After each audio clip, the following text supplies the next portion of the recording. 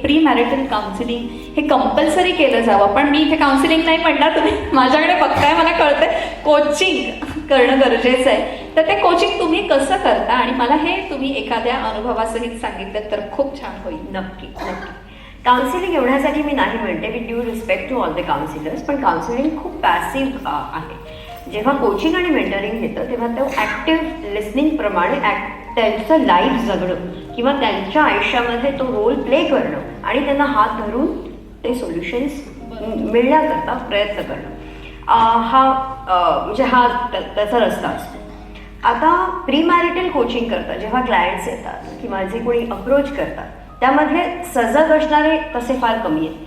पण जे येतात त्यांच्या प्रोसेसप्रमाणे मी तुला जस्ट सांगते की होत आहे असं की 1 दिवसाच्या लग्नाकरता सगळा तामझाम होतो. 1 दिवसाच्या लग्नाकरता सगळा तामझाम होतो. 5 दिवसाचा एक्स्ट्रावॅगन्सा असतो, अगदी सेलिब्रेशन होतं. म्हणजे प्री मॅरिटल तुमच्या सगळ्या प्रोफेशनल सर्व्हिसेस घेतल्या जातात.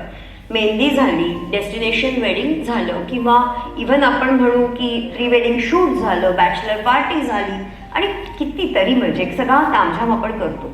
पण हेच जेव्हा वेडिंग आहे 1 दिवसाचं, ते दुसऱ्या दिवशी मॅरेजमध्ये कन्व्हर्ट होतं. बरोबर आहे. त्याकरता आपल्याकडे कुठलाच प्लॅनिंग नाही आहे.